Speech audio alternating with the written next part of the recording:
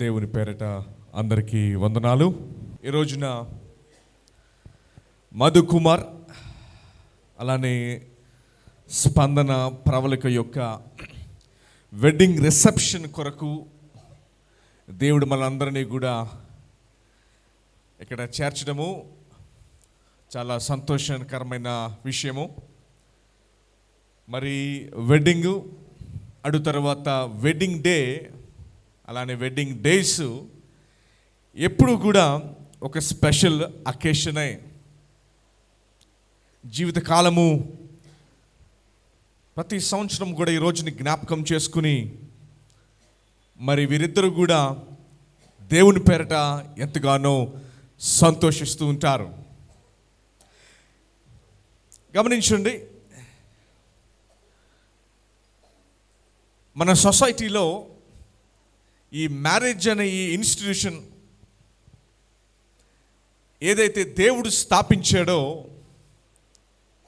ఇది ఎంతగానో అతి ముఖ్యంగా బైబిల్ ఎంచుతుంది, అలానే సొసైటీ కూడా ఎంచుతూ ఉన్నది. గమనించండి, జనరల్గా మ్యారేజ్ ఎందుకు ఎప్పుడు చేసుకుంటారు అని ఎవరినైనా మరి మ్యారేజ్ చేసుకునే వారిని కనుక అడిగితే ఎక్కువ మంది ఇచ్చే సమాధానం ఏంటంటే, అంటే టైం అయిపోయిందండి, వయసు వచ్చింది కదా, లేకపోతే ఇంట్లో వాళ్ళు చూశారని మేము చేసుకుంటున్నామని జనరల్గా ఎక్కువ మంది సమాధానం ఇస్తారు. మరి మధు స్పందన ఏం సమాధానం ఇస్తారో నాకు తెలియదు. ఎందుకు మ్యారేజ్, వై వివాహం ఎందుకు అని అడిగితే మరి చాలామందికి ఎక్కువ ఇచ్చే ఆన్సర్ ఏంటంటే వయసుతో ముడిపెడుతూ ఉంటారు. బైబిల్ గ్రంథము వివాహం గురించి చాలా గొప్పగాను అది ఎంతో ప్రాముఖ్యమైన విషయంగా బైబిల్ గ్రంథం మాట్లాడుతున్నది.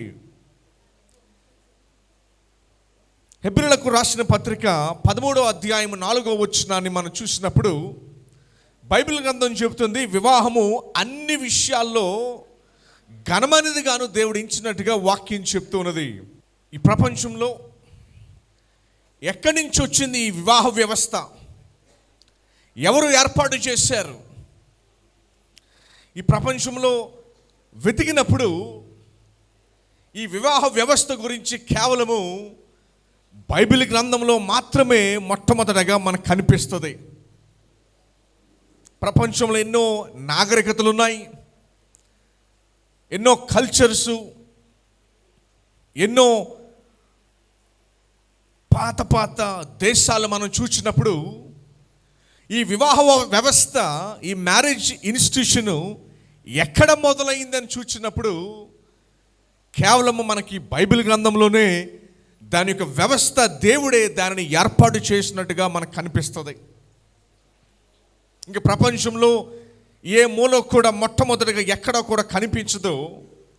దేవుడే, ఇందాక వాక్య భాగంలో మనం చదివాము, దేవుడు స్త్రీని పురుషుడిని ఇద్దరిని కూడా జతపరిచి ముందు ఆదామును అటు తర్వాత అవ్వను ఇద్దరిని కూడా దేవుడు చేసి ఈ మ్యారేజ్ ఇన్స్టిట్యూషన్, ఈ వ్యవస్థను మొట్టమొదటిగా బైబిల్ దేవుడే దీన్ని ఏర్పాటు చేసినట్టుగా మనం చూస్తాం. ఇందాక ఒక ప్రశ్న అడిగాను నేను, ఎందుకు వివాహము ఎందుకు చేసుకోవాలి, టైం అయిందని మనం చేసుకుంటామా అంటే, అయితే బైబిల్ గ్రంథము కొన్ని విషయాలు స్పష్టం చేస్తూ ఉన్నది. మ్యారేజ్కి ఒక పర్పస్ ఉంది, మ్యారేజ్కి ఒక ఆలోచన, దేవునికి ఒక ఉద్దేశం ఉంది. ఆయనకు దేవుడు ఆదామును చేసినప్పుడు ఆదాముతో అంటాడు, ఇదిగో నేను అనేకమైన సృష్టిని చేశాను, నేను ఎంతో చేశాను నేను, కానీ ఆదామును చేసినప్పుడు దేవుడు అంటాడు, సంథింగ్ ఈస్ మిస్సింగ్, సంథింగ్ ఏదో మిస్ అయినట్టుగా దేవుడు భావించి అవ్వను జతపరిచినట్టుగా మనం చూస్తాం. గమనించండి, బైబిల్ గ్రంథమే మొట్టమొదటిగా ఈ వివాహం అనే వ్యవస్థను దేవుడే ఏర్పాటు చేసినట్టుగా మరి ఎక్కడా కూడా ఏ నాగరికతలో కూడా వెతికినప్పుడు ఇది ఎక్కడి నుంచి వచ్చింది, ఈ వ్యవస్థ ఎక్కడి నుంచి వచ్చిందని మనం చూసినప్పుడు ఎక్కడ కూడా కనిపించదు. కానీ మొట్టమొదటిగా బైబిల్ గ్రంథంలో దేవుడే వీరిద్దరిని జతపరిచినట్టుగా బైబిల్ గ్రంథంలో మాత్రమే మనము ఈ యొక్క వ్యవస్థను చూస్తాము. ఇది మనం గమనించాలి. ఎందుకు అంటే ఇది బైబిల్ గ్రంథంలో దేవుడే దీనిని ఇచ్చినట్టుగా మనం చూసినప్పుడు ఖచ్చితంగా ఆయనకు ఒక ఉద్దేశము వివాహం పట్ల ఉంటుంది. మనము ఏ పనిని కూడా ఉద్దేశం లేకుండా చేయము. దేవుడు ఖచ్చితంగా చేయడు. దేవుడు మరి పురుషులను స్త్రీని ఇద్దరిని జతపరిచినప్పుడు ఖచ్చితమైన ఉద్దేశంతోనే దేవుడు చేశాడు. చాలా సందర్భాల్లో ఇందాక మీకు జ్ఞాపకం చేశాను ఈ మాటను. వివాహము మరి చాలామంది ఏమీ ఆలోచించకుండా చేసుకుంటారు. ఇంకొంతమంది అయితే ఎవరి యొక్క అంగీకారం లేకుండా చేసుకుంటారు. అయితే బైబిల్ గ్రంథము మరి దేవుని అంగీకారంతో ఇదిగో ఇది కారణమని బైబిల్ చెప్తున్నది. మీకు ఒక చిన్న స్టోరీని మీ ముందుకు తీసుకురావాలనుకుంటున్నాను నేను. ఒకసారి ఒక దేశంలో భార్యాభర్తలు ఇద్దరు కూడా చక్కగా కారులో డ్రైవ్ చేసుకుంటూ ఎక్కడికో వెళ్తున్నారు. డ్రైవ్ చేసుకుంటూ ఎక్కడికో వెళ్తుంటే కొంత దూరం వచ్చిన తర్వాత కారు ట్రబుల్ వచ్చి సౌండ్ వచ్చి జంప్స్ చేసి కారు ఆగిపోయింది. కారు ఆగిపోయేసరికి భర్త దిగి చూశాడు, భార్య కూడా దిగి చూసింది. ఏమండి ఏమైందండి, కారు ఎందుకు ఆగిపోయిందని చెప్పి ఇద్దరు కూడా కారుని చూస్తూ ఉన్నారు. అది తిప్పారు, ఇది తిప్పారు, ఇంజిన్ స్టార్ట్ చేయడానికి ట్రై చేశారు. చివరికి కారు స్టార్ట్ అవ్వలా. పాపం చక్కగా మరి ఇద్దరు ఎక్కడికో ఓ షికారుకో సరదాగా బయటకు వెళుతుండగా ఈ కారు ఇలా ఆగిపోయింది. అయితే దరిదాపులు ఎక్కడో కూడా మెకానిక్ షాప్ ఎక్కడ కూడా లేదు, ఎక్కడ కూడా గ్యారేజ్, కారు గ్యారేజ్ ఎక్కడ కూడా లేదు. అయితే వారిద్దరూ మరి కారు తొయ్యాలంటే ఒకరు లోపల కూర్చుంటేనే ఇంకొకరు తొయ్యగలరు. కాసేపు భార్య స్టీరింగ్ మరి నడుపుతుంటే, కాసేపు భర్త స్టీరింగ్ నడుపుతుంటే ఎవరొకరు మరి వెనకాల నుంచి తోస్తూ ఉండేవారు. అయితే కొంత దూరం వెళ్ళిన తర్వాత ఒక చిన్న పల్లెటూరు వస్తే ఒక పెద్ద ఆయన అడిగాడు, ఏమండి ఏమైందండి, ఇద్దరు పాపం చాలా దూరం నుంచి కారు తోస్తూ వస్తూ ఉన్నారు, ఏమైందంటేసరికి వారికి చిరాకులో ఉన్నారేమో. వారు ఏమన్నారంటే, నీకేం తెలియదు, నువ్వు వెళ్ళు, నీకేం తెలుసు అని చెప్పి ఆ పెద్ద ఆయన్ని చిరాకుతో సమాధానం కూడా ఇవ్వకుండా ముందుకు వెళ్ళిపోతానికి వారు రెడీ అవుతూ ఉంటారు.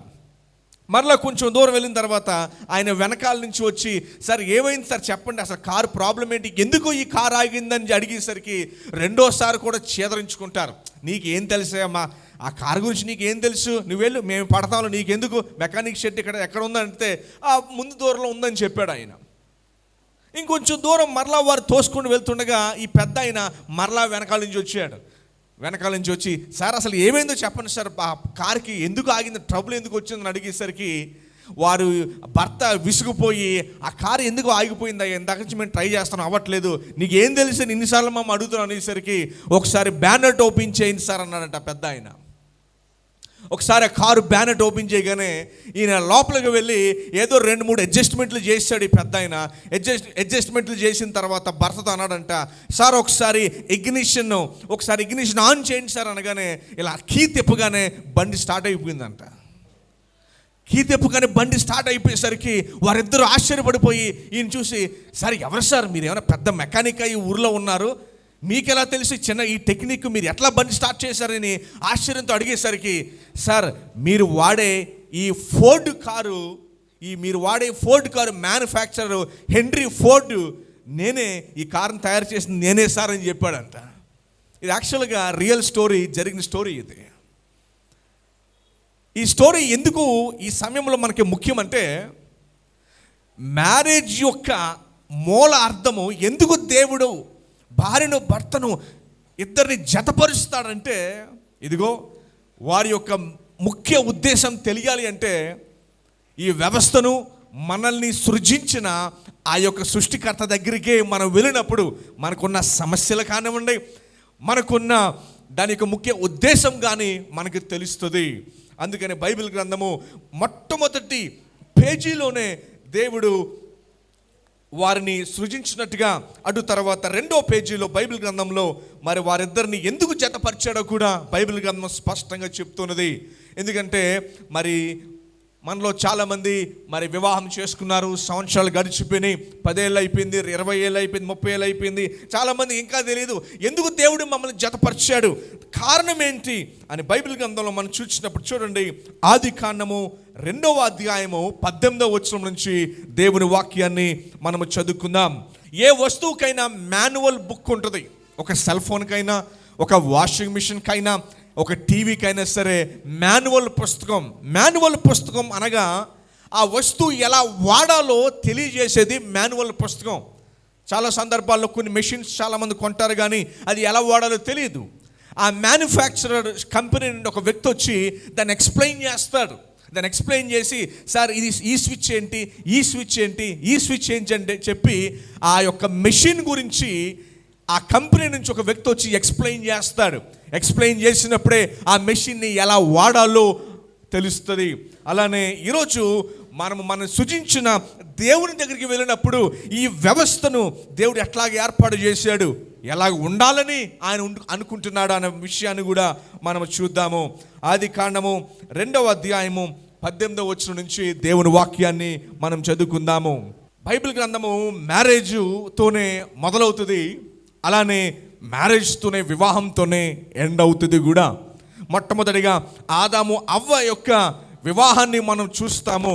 అటు తర్వాత మరి సంఘము క్రీస్తు యొక్క వివాహముతోనే ఈ యొక్క ఎండ్ అయినట్టుగా మనం చూస్తున్నాము. చూడండి, ఆదికాండము 2వ అధ్యాయం 18వ వచనంలో ఈ మాటను మనం చూడవచ్చు. మ్యారేజ్ యొక్క ఉద్దేశాన్ని మరి మాన్యువల్ పుస్తకం దగ్గరికి వెళ్ళినప్పుడే మనకి దాని గురించి తెలుస్తుంది. 18వ వచనం, మరియు దేవుడిని యెహోవా ఆయన మాట్లాడుతూ ఏమన్నారు చూడండి, నరుడు అనగా మరి ఈ సందర్భంలో మధుకుమార్ ఒంటరిగా నుండుట మంచిది కాదు అని దేవుడు ఆలోచించి వానికి సాటి అయిన సహాయమును వాని కొరకు చేద్దామని దేవుడు అనుకున్నాడు. దయచేసి గమనించండి, మరి ఈ సందర్భంలో మరి ఈ పెండ్లి కుమారుడైన మధుకుమార్ ఒంటరిగా ఉండుట మంచిది కాదు అని చెప్పి మరి స్పందన ప్రవళికను దేవుడు వారిద్దరిని ఏర్పాటు చేసి ఏకపరిచినట్టుగా మనం చూస్తూ ఉన్నాము. అలానే 20వ వచనంలో మనం చూసినప్పుడు, అప్పుడు ఆదాము సమస్త పశువులకును, ఆకాశ పక్షులకును, సమస్త భూజంతువులకును పేర్లు పెట్టాను, అయినను ఆదామునకు సాటి అయిన సహాయము అతనికి లేకపోయెను. దేవుడు మరి పురుషుడకు స్త్రీని సాటి అయిన సహాయముగా ఇచ్చాడు. మరి మధుకుమారుకు స్పందనను దేవుడు మరి సహాయముగా ఇచ్చాడు. ఏ విషయంలో మరి సహాయముగా ఇచ్చాడు అన్నది ప్రాముఖ్యము. చూడండి, బైబిల్ గ్రంథం ఏం స్పష్టం చేస్తుందంటే, మరి భార్య మరి భర్తకు సహాయముగా, ఒక సహకారిగా, గొప్ప సహవాసిగా ఉండాలని బైబిల్ గ్రంథం చెబుతుంది. మరి ఏ విషయంలో సహాయం చేయాలి? బైబిల్ గ్రంథం ఏం చెప్తుందంటే, మొట్టమొదటి విషయంలో మరి ఇద్దరూ కలిసి దేవుని రాజ్యాన్ని కట్టడానికిను, ఇద్దరూ కలిసి దేవునిలో ఎదగడానికి ఒక సహకారిగా దేవుడిచ్చాడు. సో ఈ విషయాన్ని మీరిద్దరూ కూడా గమనించాలి ఖచ్చితంగా. దేవుడు ఎందుకు ఇచ్చాడు మధుకుమార్కి మరి స్పందనను ఎందుకు ఇచ్చాడు అంటే, ఇద్దరూ కలిసి మరి దేవుని రాజ్యాన్ని కట్టడానికి సహకారిగా ఇచ్చాడు. ఆదామును మరి హవ్వను ఎందుకు ఇచ్చాడు అంటే, ఏదైనా వనములో మరి కలిసి పని చేయటానికి, సహాయము చేయటానికి ఇచ్చాడు. దయచేసి గమనించండి, చాలా సందర్భాల్లో మరి వివాహాల్లో ఎక్కువ, మ్యారేజ్ లైఫ్లో ఎక్కువ జరిగేది ఏంటంటే, మరి ఎక్కువ సెల్ఫిష్ అవసరాలు ఎక్కువ ఉంటాయి. సెల్ఫిష్ అవసరాలు అనగా మరి ప్రతి గొడవలో కూడా ఒకరి మీద ఒకరు కంప్లైంట్ చేసుకుంటూ ఉంటారు. ఇదిగో నువ్వు ఎలా చేసావంటే నువ్వు అలా చేసావు. అయితే బైబిల్ గ్రంథం ఏం చెప్తుందంటే, మిమ్మల్ని ఇద్దరిని దేవుడు జతపరిచింది ముఖ్య ఉద్దేశము ఆయన కొరకు మీరు బ్రతకాలని. ఎవరి కొరకండి? దేవుని కొరకు మీరు బ్రతకాలని. ఒకవేళ మీ కొరకు మీరు బ్రతికారనుకోండి, ఏమండి, మీ కొరకు మీరు బ్రతికారనుకోండి, బైబిల్లో ఒక స్టోరీ జరుగుతుంది. ఏంటంటే స్టోరీ, దేవుడు అవ్వని చేయగానే ఆదాము చూసి చాలా ఆశ్చర్యపడిపోయి ఆనందపడిపోయాడు. ఎంత ఆనందపడిపోయాడంటే, బైబిల్లో ఫస్ట్ పాట స్త్రీ మీద పాడబడింది, దేవుని మీద పాడబడలా. తెలుసా మీకు? అవ్వని చూడగానే వెంటనే ఇంప్రెస్ అయిపోయాడు.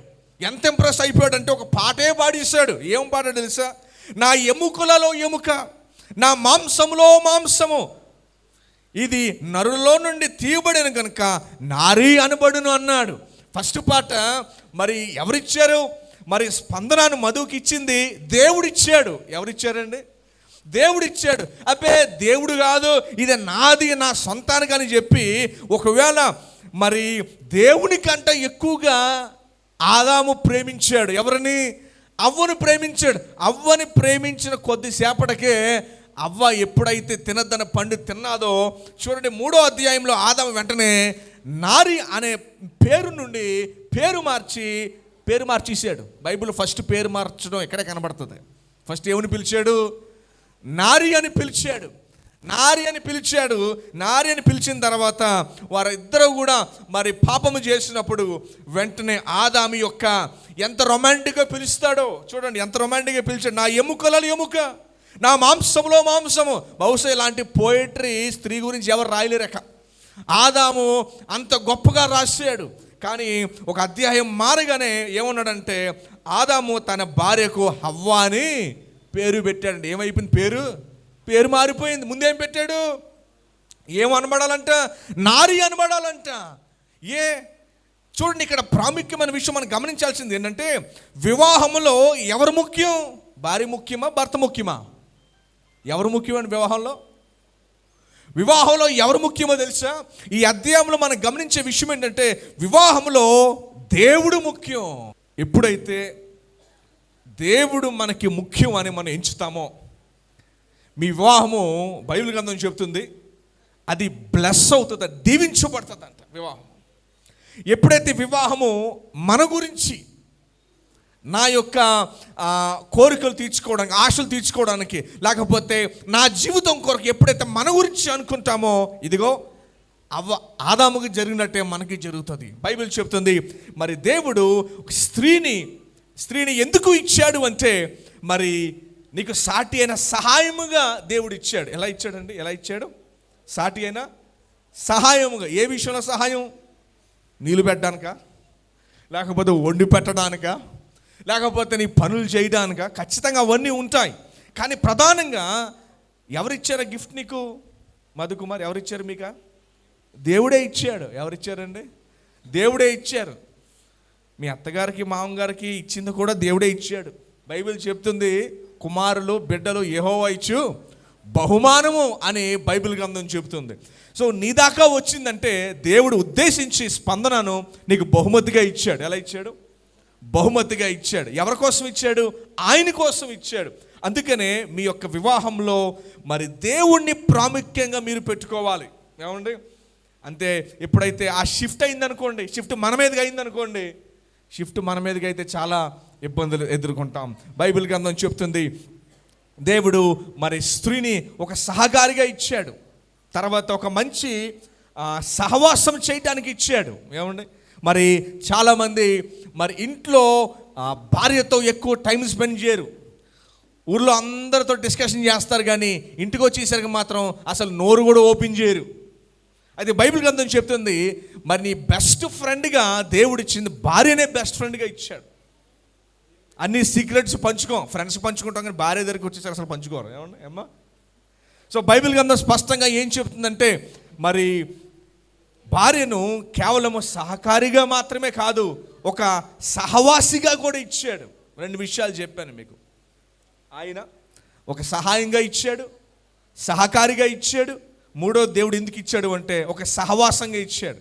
సో లైఫ్ లాంగ్ మధుకుమార్ గుర్తుపెట్టుకోవాల్సింది ఏంటంటే షీఈస్ మై బెస్ట్ ఫ్రెండ్ కూడా. She's my best friend. అన్ని విషయాలు పంచుకోవడానికి దేవుడు ఇచ్చాడు. మనం ఏం చేస్తామంటే అందరితో పంచుకుంటాం, భార్యతో పంచుకోరు. దేవుడు ఇచ్చిందే సహాయముగా, సహకారిగా దేవుడు ఇచ్చాడని అర్థం ఏంటంటే ఆమెతో పంచుకోవడానికే ఆమెను నీకు బహుమతిగా ఇచ్చాడు. సో ఈ మాటలు మర్చిపోవద్దు. 3 విషయాలు మీకు జ్ఞాపకం చేశాను. మొదటి విషయం ఏంటంటే నీకు సహాయంగా ఇచ్చాడు, అది దేవుని రాజ్యాన్ని కట్టడానికి. 2 సహకారిగా ఇచ్చాడు, నీకు సపోర్ట్గా ఉండడానికి. 3వది నీకు గొప్ప సహవాసిగా ఇచ్చాడు, ఒక గొప్ప ఫ్రెండ్గా ఇచ్చాడు. ఏమండి? మీ ఇద్దరిని కూడా దేవుడు ఒక మరి అన్ని పంచుకోవడానికి, షేర్ చేసుకోవడానికి ఇచ్చాడు. అలానే మరి ఏ సమస్య ఉన్నా ప్రవళిక కూడా వెంటనే ఇంటికి ఫోన్ చేయకూడదు. ఎవరికి చెప్పాలి? ఏ సమస్య ఉన్నా మధు కుమార్తోనే మాట్లాడుకోవాలి, అంతే తప్ప మరలా ఇంటికి ఫోన్ చేసి మమ్మీతోనో డాడీతోనో కాదు మాట్లాడాల్సింది. ఎందుకంటే దేవుడు నీకు ఎవరిని అప్పచెప్పాడంటే మధు కుమార్ని అప్పచెప్పాడు, ఒక ఫ్రెండ్గా అప్పచెప్పాడు. జనరల్గా ఏ సమస్య వచ్చినా మనం ఫ్రెండ్స్కి పంచుకుంటాం. మరి దేవుడు ఒక బెస్ట్ ఫ్రెండ్గా కూడా, సహకారిగా కూడా మరి నీకు మధు కుమార్ని ఇచ్చాడు. సో ఇద్దరు కూడా ఖచ్చితంగా మరి సీక్రెట్స్ అన్నీ మీ ఇద్దరి మధ్యనే పంచుకోవాలి. పేరెంట్స్ కన్నా మెయిన్ మీ ఇద్దరే. సో దేవుని యొక్క ముఖ్య ఉద్దేశము మనం చూసినప్పుడు వారిద్దరు కూడా జతపరిచి మరి సహకారిగా ఇచ్చాడు. అలానే గొప్ప మరి సహవాసం చేయడానికి ఇచ్చాడు, గొప్ప సహాయంగా ఇచ్చినట్టుగా మనం చూసాము 3 విషయాలు. అయితే ఈ సమయంలో మరి మధు కుమార్కి ఉన్న బాధ్యతలను కూడా నేను జ్ఞాపకం చేస్తాను. మధు కుమార్కి ఉన్న బాధ్యతలు, మరి బైబిల్ గ్రంథము ఏ బాధ్యతలు ఇస్తూ ఉన్నది. మరి ఎఫ్ఎస్సీలకు రాసిన పత్రిక ముందుగా మరి మధు ఈ వాక్యాన్ని చదువుతాడు. మరి ఆయన 25వ వచనాన్ని ఒకసారి ఆయనతో మనం చదివిద్దాం. మరి ఎఫ్ఎస్సీలకు రాసిన పత్రిక 5వ అధ్యాయము 25వ వచనాన్ని మరి మధు కుమార్, పెండ్లి కుమారుడు, ఆయన చదివి మనకి వినిపిస్తారు. పురుషులారా, మీరును మీ భార్యలను ప్రేమించుడి. సో ఫస్ట్ పాయింట్ ఏంటంటే మరి మధు కుమారు తన భార్య అయిన స్పందను ఏం చేయాలి? నా భార్యని నేను ప్రేమిస్తాను. సో గొప్ప స్టేట్మెంట్ ఇచ్చాడండి, అందరూ చప్పట్లు కొట్టచ్చు.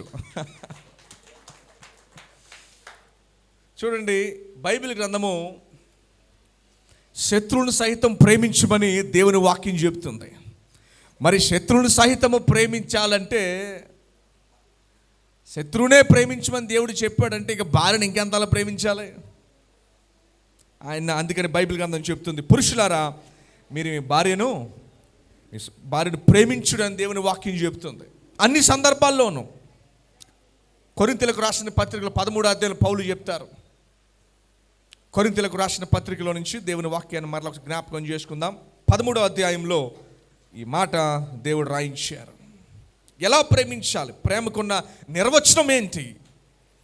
5వ వచనాన్ని మనం జ్ఞాపకం చేసుకుందాం. చూడండి, ప్రేమించేవారంట అమర్యాదగా నడుచుకోరంట. ప్రేమ ఎట్లా నడుచుకోదండి? ప్రేమ అమర్యాదగా నడుచుకోవదు. ముఖ్యముగా ప్రేమ స్వప్రయోజనము చూసుకోదంట. స్వప్రయోజనము. ప్రేమ త్వరగా కోపపడదు, అపకారం మనసులో ఉంచుకోదు. సో బైబిల్ గ్రంథం ఒక విషయాన్ని స్పష్టం చేస్తుంది ఏంటంటే, ఒకవేళ ఇద్దరికి ఏ మనస్పర్ధలు వచ్చినా అది సాయంత్రం వరకే ఉండాలి, రోజుల తరబడి వెళ్ళకూడదక. ఏం వచ్చినా ఎప్పటిదాకా? సాయంత్రం వరకే. చాలా కుటుంబాల్లో రోజుల తరబడి మాట్లాడుకోరు, పిల్లలతో మాట్లాడిస్తారు ఏమండి, లేకపోతే ఇంటికి వచ్చిన బంధువులతో మాట్లాడిస్తారు. ఒక కుటుంబానికి ప్రార్థన చేయడానికి వెళ్తే నేను అడిగాను, ఏమ్మా మరి మీ ఆయన గారు ఏరమ్మా అంటే, మా ఆయన గారు నాకు తెలియదండి, ఆయన అక్కడే కూర్చున్నాడు. ఏమ్మా మీ ఆయన గారు? మా ఆయన గారు నాకు తెలియదండి. నాకు అమ్మ పిలువమ్మంటే, ఒరే చిన్నోడా మీ నాన్నండి పిలు. అలా ఆయన కాదు, మీ నాన్నండి పిలు. అలా ఆయన వచ్చి నుంచున్నాడు. కానీ నన్ను చూస్తున్నాడు, లావని చోట్ల కిందకు చూస్తున్నాడు. ఏమైందంటే, ఏమి లేదండి, వారం రోజుల నుంచి ఇద్దరు మాట్లాడుకోవట్లేదు. ఏంటంటే కారణం ఏంటంటే, నేను ఆ రోజు ఆదివారం సాయంత్రం నేను ఒకటి వండమన్నానండి, ఆవిడ ఇంకోటి వండింది. నేను చెప్పానప్పటికీ వద్దని, అయినా కూడా నాకు కోపం తీసుకురావాలని వండించింది. చాలా చిన్న కారణం, వెరీ స్మాల్ రీజన్. బైబిల్ గ్రంథం చెప్తుంది, ఏ రీజన్కైనా సరే కోపపడి కానీ పాపము చేయదని బైబిల్ చెప్తూ ఉన్నది. నీ కోపము సాయంత్రం వరకే, ఇక రేపటికి మరలా దాన్ని కొనసాగించుకోకూడదు. ఒకవేళ మీలో ఎవరైనా సరే ఇట్లాంటి బ్యాడ్ హ్యాబిట్, దేవుని వాక్యానికి విరుద్ధమైన జీవితాన్ని రోజుల తరబడి మాట్లాడుకోకుండా ఉంటే, విశ్వాసులైన మనము దీన్ని చాలా జాగ్రత్త పరుచుకుని, ప్రభు నన్ను మన్నించండి, నన్ను క్షమించే వ్యక్తిగా, ప్రేమించే వ్యక్తిగా నేను ఉండాలి, కానీ నేను కోపాన్ని దాచుకునే వ్యక్తిగా నేను ఉండకూడదు. బైబిల్ చెప్తుంది, అపకారము మనసులో ఉంచుకోకూడదు. ఒకవేళ మరి మధుకుమార్ స్పందన ఏదైనా చిన్న చిన్న డిస్టర్బెన్స్ వచ్చినా కూడా అది సాయంత్రం వరకే, అది దాటకూడదు. ఇక బైబిల్ గ్రంథం చెబుతుంది మరి ఎప్పుడు కూడా త్వరగా కోపపడకూడదు. ఇప్పుడున్న జనరేషను మరి తినే ఆహారం వల్ల ఈ ఫాస్ట్ జనరేషన్ కారణం ఏంటో తెలియదు, కానీ చాలా ఈజీగా కోపడిపోతున్నారు. పెద్ద విషయం అవసరం లేదు, చాలా సింపుల్గా ఓ చిన్న మాటకి పేషెన్స్ కోల్పోతూ ఉన్నారు. బైబిల్ గ్రంథం చెబుతుంది త్వరగా కోపపడకూడదు. మరి నాకు తెలిసి మధు అత్యంత మొహమాటస్తుడు. ఏం చెప్పాలన్నా ముందు నవ్వుతాడు, చాలా మొహమాటం. సో మరి స్పందన గురించి త్వరలో తెలుసుకోబోతున్నాం ఖచ్చితంగా. మరి మధు గురించి నాకున్న ఎక్స్పీరియన్స్ ఏంటంటే చాలా మొహమాటస్తుడు. ఏది కూడా డైరెక్ట్గా చెప్పడు, ఎక్కువ మొహమాట పడుతూ ఉంటాడు. ఏమండి మరి అయితే మరి బైబిల్ చెప్తుంది త్వరగా కోపపడదు. మరి ఇరువురు కూడా ఒకరి మీద ఒకరు ఎప్పుడు కూడా త్వరగా కోపపడకూడదు. ఓపిక కలిగి మీరు జీవించాలి, ఓపిక కలిగి జీవించాలి. బైబిల్ కూడా చెప్తుంది తోటి సహోదరుని కూడా తిట్టకూడదని బైబిల్ చెబుతుంది. ఇంకా భార్య భర్తలు అసలు తిట్టుకోకూడదు, తోటి సహోదరునే మనం తిట్టకూడదని చెబుతుంది. సో ప్రేమలో మొట్టమొదటి విషయం ఇందాక మధు చెప్పాడు, నా భార్యని ప్రేమించాలి. ప్రేమలో ఉన్న ప్రాముఖ్యమైన విషయం ఏంటంటే మనం తిట్టుకోం. ప్రేమలో కోపాన్ని దాచుకోం. ప్రేమలో క్షమాపణ ఉంటుంది. యేసు ప్రభు వారు మనల్ని ప్రేమించి, ఆయన తన లోకముని ప్రేమించి మనల్ని క్షమించాడు. అదే క్షమాపణ మనము కూడా ఒకరేడలా ఒకరు కనుపరచాలి. సో అంచేత మరి మధుకుమార్ స్పందన ఇరువురు కూడా మరి ఒకరినొకరు ఎలా ప్రేమించుకుంటారంటే కోపాన్ని మనసులో పెట్టుకోకూడదు. ఏదన్నా కూడా చక్కగా మాట్లాడుకునే వ్యక్తులుగా ఉండాలి. ప్రతి సంభాషణలో కూడా దేవా, ఒకవేళ మీకు కోపం హృదయంలో ఉండి బాధ హృదయంలో ఉంటే దేవా నాకు సహాయం చేయండి, అర్థం చేసుకునే హృదయాన్ని నాకు దయచేయండి అని ప్రభువు మీద మీరు ఆధారపడాలి. మీ సొంతంగా మీరు ఆధారపడకూడదు. ఎప్పుడు కూడా బైబిల్ గ్రంథం చెప్తుంది పరిశుద్ధతకు మరి నమ్మకత్వానికి మూలం ప్రభువే గనుక మీరిద్దరూ కూడా ఆయన మీదే ఆధారపడాలి. ఇరువురు కూడా ఇదే ఆశిస్తారు. నమ్మకత్వము, ప్రేమ, పరిశుద్ధత, ఈ మూడు వివాహంలో ఉండాలి అంటే దానికి కర్త అయిన యేసు ప్రభువు మీద ఆధారపడాలి. ఈ మూడు కావాలని కదండి మీ వివాహంలో. నమ్మకత్వం కావాలి, పరిశుద్ధత కావాలి, ప్రేమ కావాలి. ఈ మూడు ఎక్కడి నుంచి వస్తాయి? మనలో లేవు. ఈ మూడు మనలో ఎంత ప్రయత్నించినా మనలో పుట్టవు ఇవి. దానికి కర్త అయిన యేసు ప్రభు వారే మన హృదయంలో పెట్టాలి. నమ్మకత్వము, పరిశుద్ధత, ప్రేమ, ఈ మూడు కూడా మనుషుల్లోంచి రావు. చిన్నపిల్లల్ని చూడండి, బళ్ళో గుళ్ళో ఇంట్లో ఎక్కడో కూడా అరే ఈ పని చెయ్యొద్దు అని మంచిగా నేర్పుతారు, కానీ వాడు ఎప్పుడు చేయొద్దని పనే చేస్తాడు చిన్నపిల్లడు. మనిషి యొక్క స్వభావం అలాంటిది. మా ఇంట్లో నాకు ఇద్దరు చిన్న పిల్లలు. మా అబ్బాయికి చెప్తూ ఉంటాను, అరే బాబు ఈ పని చేయొద్దునని, అదే చేస్తాడు. మా పాపకి చెప్తాను అటు వెళ్ళొద్దని, అటే వెళ్తుంది. వెళ్ళి ఆ కరెంట్ స్విచ్ల్లో వేలు పెడతా ఉంటుంది.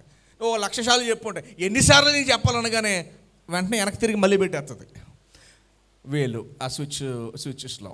దయచేసి గమనించండి, మనిషిని స్వభావం అటువంటిది కనుక మరి నమ్మకత్వానికి, పరిశుద్ధతకు, ప్రేమకు, క్షమాపణకు మీరు మనలో వెతకండా ప్రభులో మనం వెతికినప్పుడు మీ కుటుంబంలో పరిశుద్ధత ఉంటుంది, మీ కుటుంబంలో ప్రేమ ఉంటుంది, మీ కుటుంబంలో నమ్మకత్వం ఉంటుంది.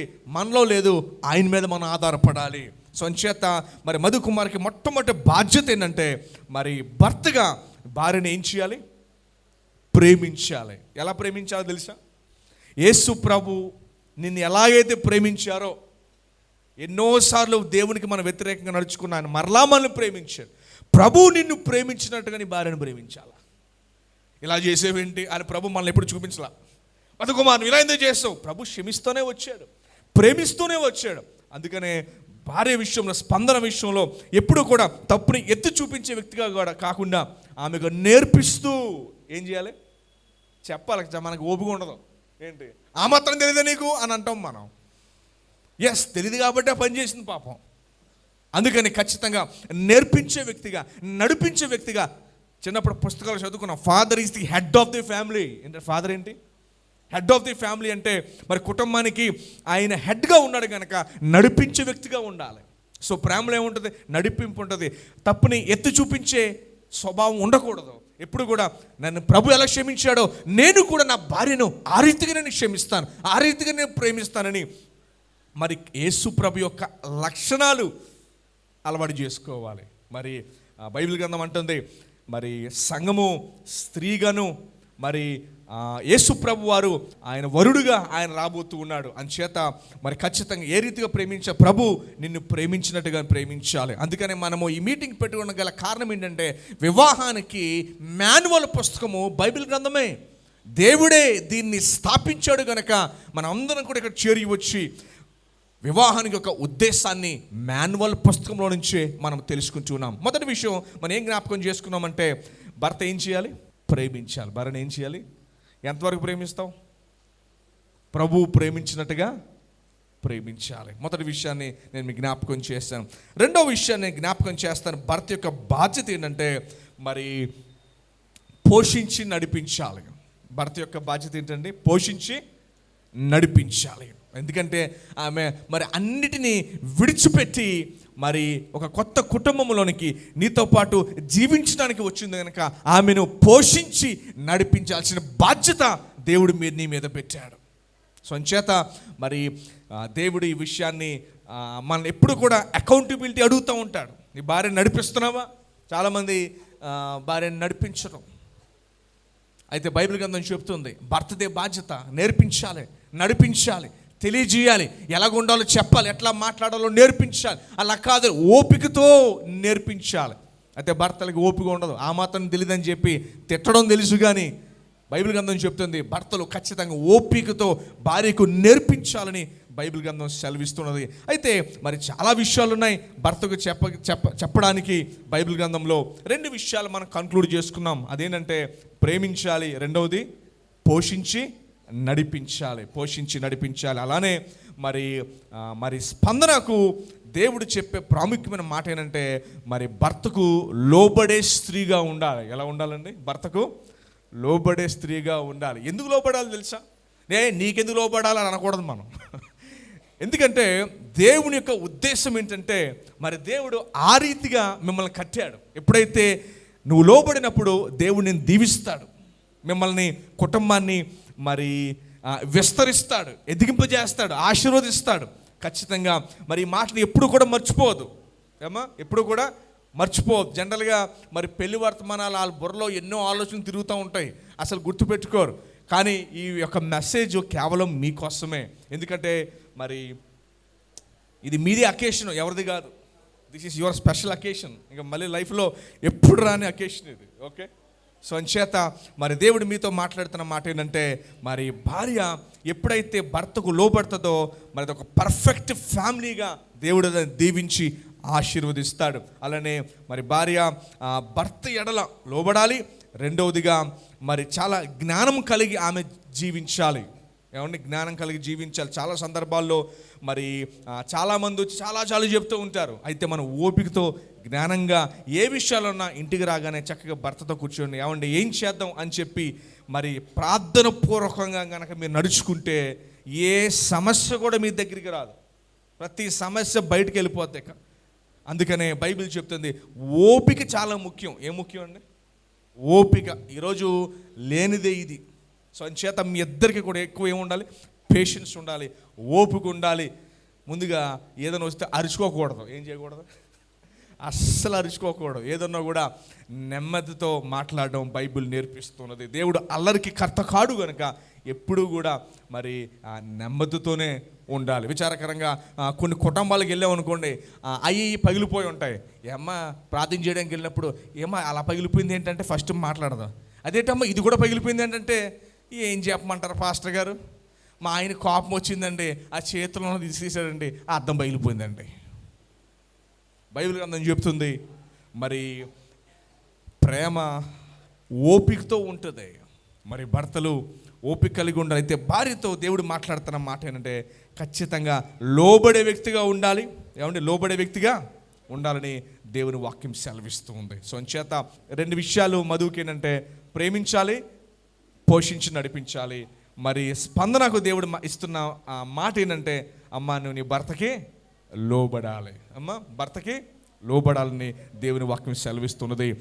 అంటే తర్వాత చివరి మాటని ముగించక ముందు, మరి మీ మ్యారేజ్ని దేవుడు దీవించి మిమ్మల్ని విస్తరించి మీ బిడ్డలు అటు తర్వాత వారి కుటుంబాలు మరి ఎంతో గొప్ప కుటుంబంగా విస్తరించాలనే దేవుని ఉద్దేశం కూడా. అంచేత మీ ఇద్దరు కూడా దేవుని చేత కట్టబడితే, దేవుని చేత కట్టబడిన మీ ప్రార్థన, కుటుంబ ప్రార్థన, ఆరాధన, మందిరము, సహవాసంతో కట్టబడితే దేవుడు ఖచ్చితంగా మీ కుటుంబాన్ని దీవిస్తాడు. Because you are very young people. చక్కగా దేవుడు ఎంతో మీకు బలాన్ని, శక్తిని దేవుడిచ్చి ఆయన సేవలో వాడుకుంటాడు. మీరిద్దరు కూడా మరి దేవుణ్ణి సెంటర్గా చేసుకుని మీ కుటుంబంలో ఎవరు సెంటర్ కావాలి? భర్త అవ్వకూడదు, భార్య అవ్వకూడదు. ఇద్దరు కూడా దేవుణ్ణి మీరు సెంటర్గా చేసుకుని మనం దేవుని కోసం బ్రతుకుదాం. జనరల్ అందరూ ఏమంటారంటే నీకు నేను, నాకు నువ్వు. అది కాదు రూలు. ఏమండి? అది కాదు రూలు. నీకు నేను, నాకు నువ్వు, అది కాదు రూలు. మనం ఇద్దరం దేవుని కొరకు అని జీవిస్తే అద్భుతంగా ఉంటుంది. మన ఇద్దరము దేవుని కొరకు. ఓకేనండి? అప్పుడు దేవుడు మీ కుటుంబాన్ని దీవించి విస్తరించి ఆశీర్వదిస్తాడు. దేవుడి మాటలను దీవించును గాక.